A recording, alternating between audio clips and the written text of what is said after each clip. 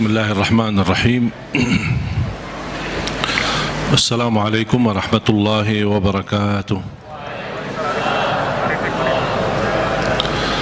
Alhamdulillahi rabbil alamin, wa ashhadu an la ilaha illallah wahdahu la syarika lahu waliyus salihin, wa ashhadu anna sayyidana wa nabiyyana Muhammadan abdullahi wa rasuluhu as-sadiqul amin. Allahumma salli wa sallim wa barik ala sayyidina Muhammad wa ala alihi wa sahbihi wa man tabi'ahum bi ihsanin ila yaumiddin. Allahumma allimna ma yanfa'una wa anfa'na bima 'allamtana wa zidna ilman wa tuqa. Para jemaah sekalian yang dimuliakan Allah Subhanahu wa taala,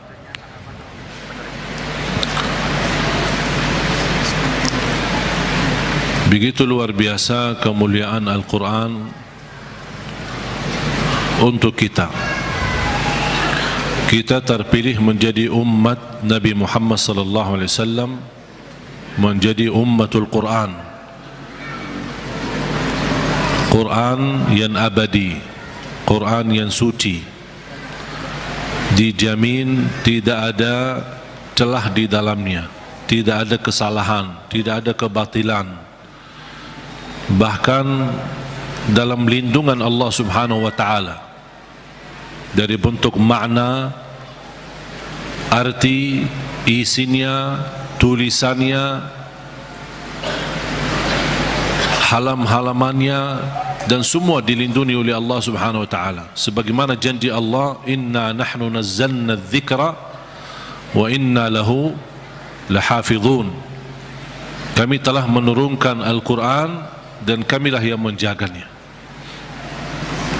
Termasuk terjaga ahlul Quran.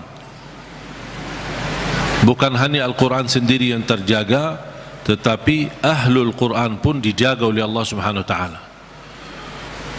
Bahkan salah satu lindungan Allah Subhanahu wa taala kepada kita melalui Al-Quran, akan dilindungi oleh Allah ahlul Quran dari siksa neraka Jahannam.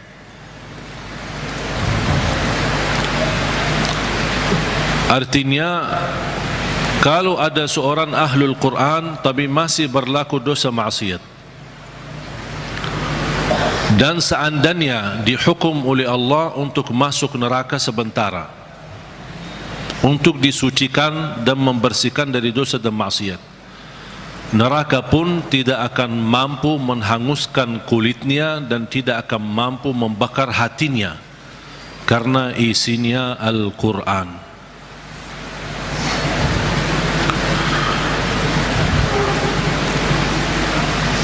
Banyak kelebihan Al-Quran untuk kita. Surah yang paling agung di dalam Al-Quran suratul Fatihah. Ayat yang paling agung di dalam Al-Quran ayat Al-Kursi. Suratul Fatihah, kalau boleh saya artikan dialog sama Allah, berdialog dengan Allah. Setiap satu ayat kita baca, Allah jawab kita. Makanya disunnahkan kalau kita baca suratul Fatihah, jangan disambungkan ayatnya. Setiap ayat berhenti. Sebagaimana dijelaskan oleh Siti Aisyah radhiyallahu anha, karena Rasulullah SAW idza qara'a al-Fatihah kana yufassiruha tafsira.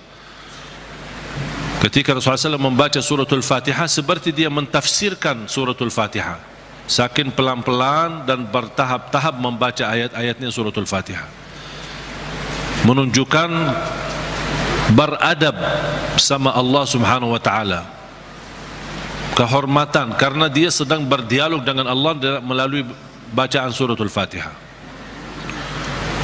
Sebagaimana Rasulullah SAW bersabda di hadis yang diriwayatkan Imam Tirmizi, hadis itu hadis qudsi, qasamtu salata baini wa baina abdi nisfain.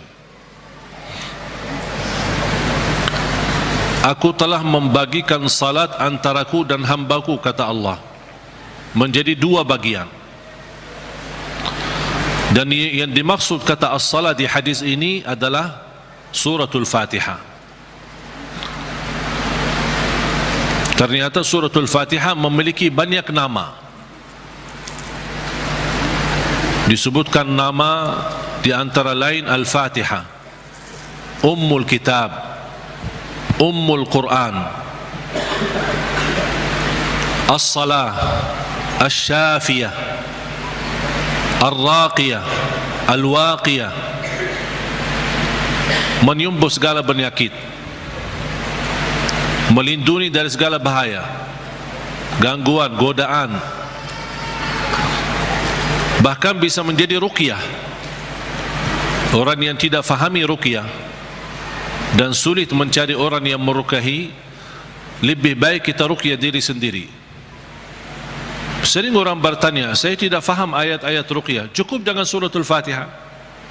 Suratul Fatihah sudah mewakili semua ayat-ayat untuk meruqyah diri sendiri, menjadi rutin dibaca. Boleh jadi wirid, setiap hari kita baca Al-Fatihah 10 kali, 20 kali, 100 kali, semampu kita. Jadi wirid, keberkahannya luar biasa. Boleh menjadi doa dalam air minum kita. Setiap mau minum air dalam botol atau gelas, kita baca Al-Fatihah, tiup di dalam air, kemudian minum. Itu menjadi obat. Biasakan anak-anak kita minum air yang sudah dibacakan dalamnya suratul Fatihah. Jangan menunggu kiai, ustaz, habib datang untuk membacakan Al-Fatihah dalam air. Kita sendiri belajar. Baca 3 kali boleh, 1 kali boleh, 7 kali boleh. Habis itu tiup dalam air, boleh 3 kali. Kemudian silahkan minum. Kasih kepada anak-anak kita.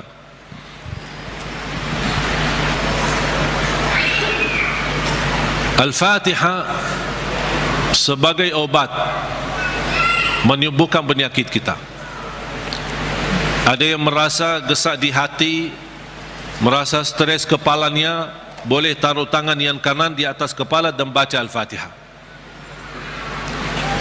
Di atas dada kita baca Al-Fatihah. Itu sungguh subhanallah. Al-Quran sebenarnya seluruh Al-Quran, seluruh isi Al-Quran itu obat. Qul huwa lilladzina amanu hudan wa shifa. Sungguh Al-Quran itu petunjuk dan obat, menyembuhkan penyakit bagi orang-orang yang beriman. Berarti Al-Quran menyembuh penyakit hanya berlaku bagi orang yang beriman. Yang tidak beriman tidak berlaku.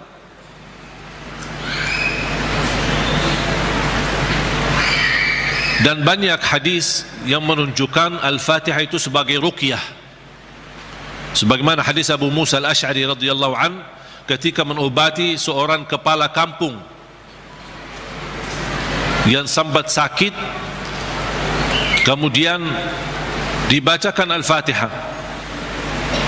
Kemudian faka'annama nashita min iqal, sampai dia sembuh seperti tidak pernah sakit sebelumnya. Dan mereka mencerita ketika mereka pulang ke Madinah bertemu Rasulullah SAW, mereka mencerita apa yang terjadi bersama orang kampung. Di antaranya kepala kampung yang sedang sakit, dibacakan Al-Fatihah, dia sembuh. Rasulullah SAW bersabda, wa ma yudrika annaha ruqyah. Dari mana wahai Abu Musa kamu tahu itu ruqyah? Itu menunjukkan Rasul setuju dengan perilaku Abu Musa Al-Asy'ari. Kembali kepada hadis yang diriwayatkan Imam Tirmizi, hadis yang qudsi, qasamtu salata baini wa baina abdi nisfain. Aku telah membagikan salat antaraku dan hambaku. Ini Allah yang sedang bicara di hadis qudsi itu. Berarti salah satu nama suratul Fatihah As-Salah namanya. Kenapa dinamakan As-Salah? Karena tidak sah salat kita tanpa suratul Fatihah. Qasamtu salata baini wa baina abdi nisfain. Aku telah membagikan salat itu antaraku dan hambaku 2 bagian. Fa idza qara'a abdi alhamdulillahi rabbil alamin qala Allah hamadani abdi. Ketika hamba berkata alhamdulillahi rabbil alamin qala Allah, Allah jawab. Cuba bayangkan jemaah sekalian, setiap satu ayat dari suratul Fatihah kita baca, Allah jawab kita. Makanya layaknya adab yang sempurna, jangan sambungkan suratul Fatihah. Allah jawab, kita hayati jawaban Allah subhanahu wa ta'ala. Alhamdulillahi rabbil alamin. Allah menjawab, hambaku telah memujiku. Alhamdulillahi rabbil alamin. Qala Allah hamadani abdi, hambaku telah memujiku. Ar-Rahmanir Rahim. Qala Allah majjadani abdi, hambaku telah mengagungkanku. Maliki yaumiddin. Qala Allah athna alayya abdi, hambaku telah memuliakanku. Allah jawab setiap ayat. Iyyaka na'budu wa iyyaka nasta'in. Allah jawab, ini antaraku dan hambaku. Na'budu itu Allah, nasta'in kami memohon pertolongan kepada Allah. Berarti ada dua bagian. Ini antaraku dan hambaku, kata Allah. Ini ada bagian untukku, ada bagian untuk hambaku. Iyyaka na'budu wa iyyaka nasta'in. Dan terpilih kata nasta'in memang sangat pas. Kenapa tidak terpilih iyyaka na'budu wa iyyaka natawakkal? Iyyaka na'budu wa iyyaka nasbir. Iyyaka na'budu wa iyyaka nu'min. Kenapa terpilih kata nasta'in? Karena kita tidak mampu menyempurnakan ibadah sebagai hak Allah tanpa pertolongan dari Allah. Berarti cocok kata nasta'in. Imam Ibnul Qayyim membuat satu buku gara-gara kalimat ini, Iyyaka na'budu wa iyyaka nasta'in. Bukunya 2 jilid, lebih dari 400 halaman, hanya membahas Iyyaka na'budu wa iyyaka nasta'in. Madarijus salikin fi manazili iyyaka na'budu wa iyyaka nasta'in. Sudah ada dalam bahasa Indonesia. Atau silahkan, kalau keberatan membeli bukunya mungkin mahal, bisa anda download di Google, Syekh Google. Buka nama bukunya Madarijus Salikin fi Manazili Iyyaka Na'budu wa Iyyaka Nasta'in. Selain buku ini yang sangat bagus yang dimiliki oleh Imam Ibnul Qayyim, buku yang kedua adalah Zadul Ma'ad. Zadul Ma'ad. Kata guru saya, fantasnya dan layaknya setiap orang muslim menyimpan buku ini di samping tidurnya, di tempat tidurnya. Sebelum mau tidur, baca walaupun 1 halaman dari buku itu. Kenapa? Karena buku Zadul Ma'ad termasuk buku yang terbagus membahas ibadah-ibadah dan sehari-hari Nabi Muhammad. Dan kita bisa terapkan setiap hari. Ini baca amalannya apa, ini baca amalannya apa. Gimana tidurnya Rasul, gimana ibadahnya Rasul, gimana zikirnya Rasul, gimana makanannya Rasul, gimana perginya dan jalannya Rasul. Itu semua dibahas dalam buku itu, Zadul Ma'ad. Silahkan buka di Google juga. Banyak Syekh Google hebat itu, semua ada. Karya Imam Ibnul Qayyim. Kalau anda bisa beli 2 buku ini atau bisa download di internet, itu sangat bagus. Sudah ada dalam bahasa Indonesia. Iyyaka na'budu wa iyyaka nasta'in. Qala Allah, ini antaraku dan hambaku, dan apapun yang hambaku minta aku berikan. Coba gimana jawaban Allah. Iyyaka na'budu wa iyyaka nasta'in, ini antaraku dan hambaku, apapun hambaku meminta aku berikan. Habis itu apa yang diminta oleh hamba? Minta apa? Ihdinas siratal mustaqim. Tetap Allah masih jawab, ini untuk hambaku.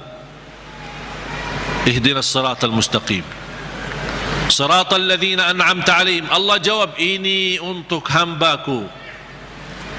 Ghairil maghdubi alaihim waladdallin, ini untuk hambaku. Artinya Allah kabulkan doanya, karena ini doa. Makanya kita tutupi amin. Apa arti amin? Allahumma stajib, ya Allah mohon diterima. Itu makna amin. Mohon ya Allah, terima permohonan kami. Allah menjawab, ini untuk hambaku. Artinya Allah jawab dan kabulkan doa kita. Makanya ketika kita baca Al-Fatihah, kita merasakan berdialog dengan Allah. Dan suratul Fatihah, dua macam doa ada di dalamnya. Ada dua macam doa. Doa ibadah dan doa masalah. Bukan masalah ya. Masalah. Doa ibadah dan doa masalah. Apa beda doa ibadah sama doa masalah? Ini ada dua macam doa, dan dua-duanya ada di dalam suratul Fatihah. Doa ibadah yang isinya memuji Allah tanpa meminta. Doa ibadah memuji Allah tanpa meminta, tidak ada permintaan. Contoh, Alhamdulillahi Rabbil Alamin. Apa permintaannya? Tidak ada. Cuman artinya apa? Memuji Allah. Segala puji bagimu ya Allah. Dan tidak ada kata yang terindah daripada kata Alhamdu, karena Alhamdu sudah mewakili semua segala pujian. Artinya jamaah sekalian, kalau ada di antara kita yang tidak faham cara yang terbaik memuji Allah, tidak hafal kata-kata yang panjang dan indah, tidak hafal Asmaul Husna, aku ingin memuji Allah, cukup satu kata, Alhamdulillahi Rabbil Alamin, mewakili segala pujian. Makanya kata ini sangat luar biasa. Kalau diartikan dalam bahasa Arab, segala puji bagimu ya Allah, artinya semua pujian bagimu ya Allah, segalanya. Makanya disebut kata itu doa ibadah, karena isinya memuji Allah tapi tidak meminta, tidak meminta apa-apa. Doa yang kedua, doa masalah, yang isinya memohon sesuatu. Memohon sesuatu. Contoh, ihdinas siratal mustaqim. Itu kan ada permintaan. Makanya disebutkan doa masalah. Layaknya setiap kita berdoa diawali dengan doa ibadah, baru masuk kepada doa masalah. Itu adab, tata cara doa. Jangan langsung mau berdoa, ya Allah ampuni ya Allah. Puji dulu, karena Allah senang mendengar pujian hamba. Allah senang. Buat Allah senang dulu, baru minta. Dan itu sudah dibuktikan oleh suratul Fatihah. Makanya saya selalu berkata, bagi orang awam yang tidak bisa berdoa, tidak mampu doa, tidak hafal doa, atau tidak memfahami bagaimana bisa berdoa, dia cukup membaca Al-Fatihah mewakili semua doa. Karena isinya doa ibadah ada, memuji Allah tanpa meminta, dan juga ada isinya doa masalah. Boleh enggak saya baca Al-Fatihah supaya anak saya mendapatkan hidayah, supaya anak saya disembuhkan oleh Allah, supaya saya dapat jodoh, supaya saya diberikan kemudahan? Doa. Al-Fatihah mewakili semua doa bagi orang yang tidak faham doa atau tidak bisa berdoa.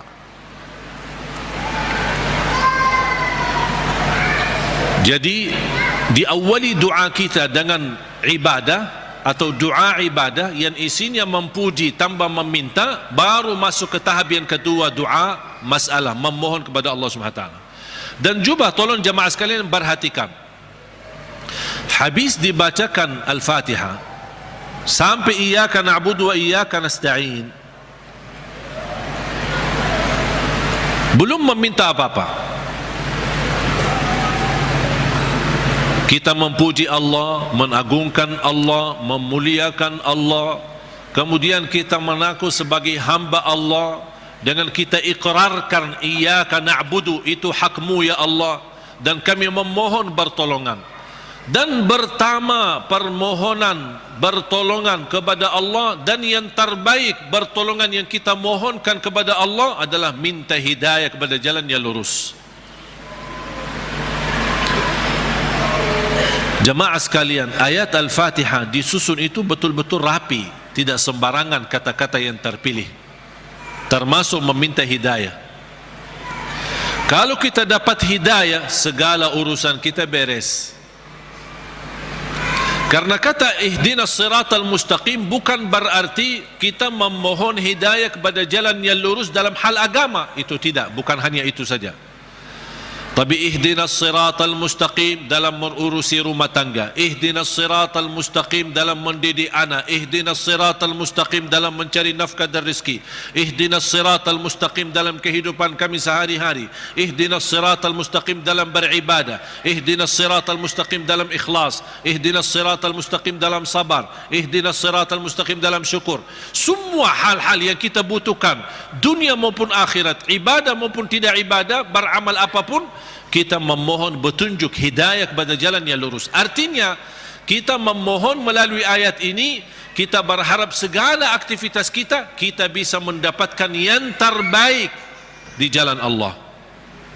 Ihdinas siratal mustaqim, berilah Allah petunjuk kepada jalan yang lurus, yang terbaik.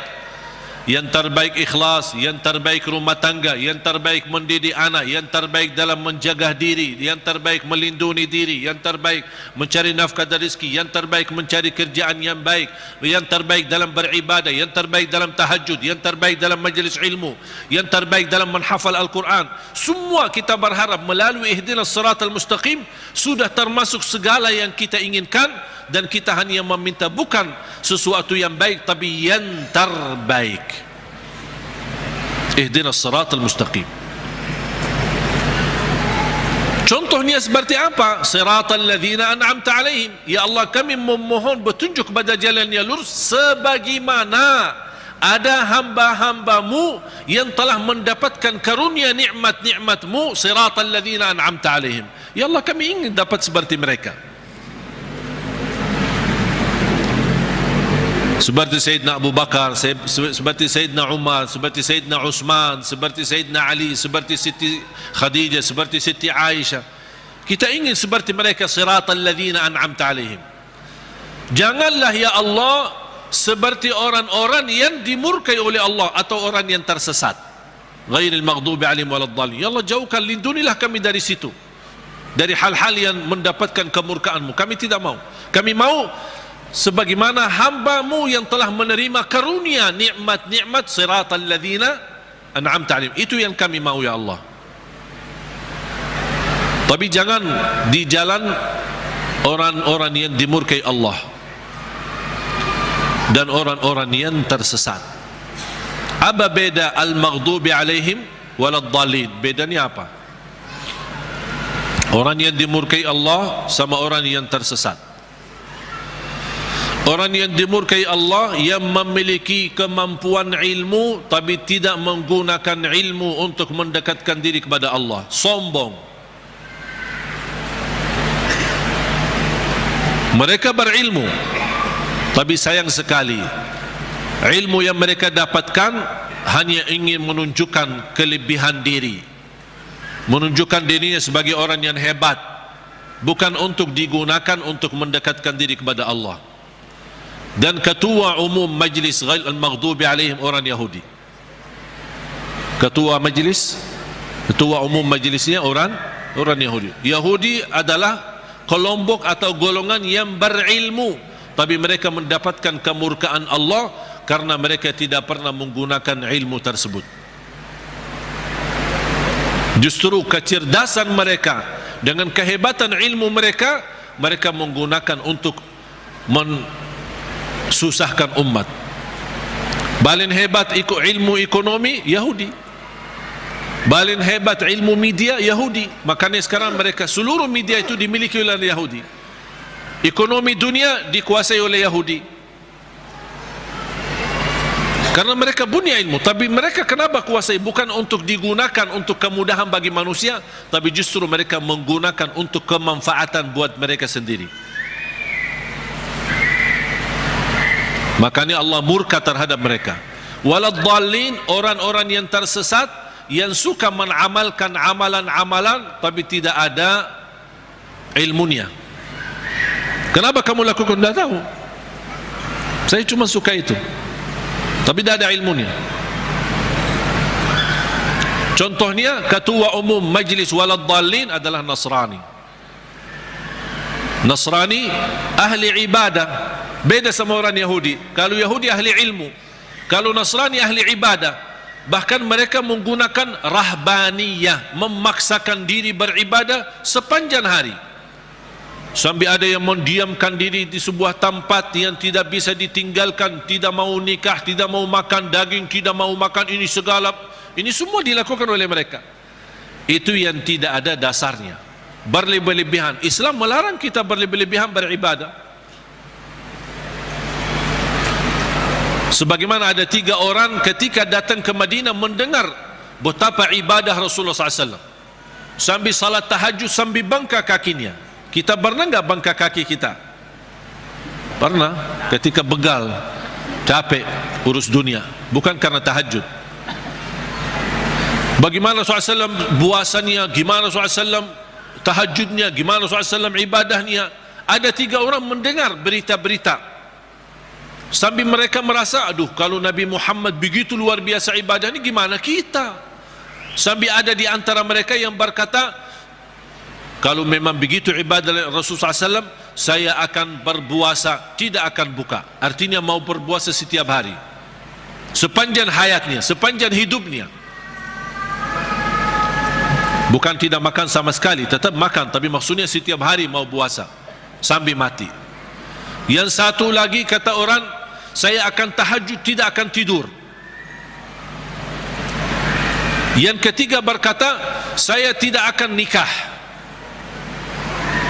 Karena dia merasa terhina, atau merasa dirinya rendah, atau merasa dirinya tidak ada artinya dibanding ibadah Rasulullah SAW. Kalau Rasul saja yang diampuni Allah begitu luar biasa hebat ibadahnya, aku merasa malu, ya udah saya tidak mau nikah. Mengapa? Agar saya kosongkan waktu saya untuk beribadah, mendekatkan diri kepada Allah. Ada di antara mereka yang di riwayat lain disebutkan, saya tidak mau makan daging.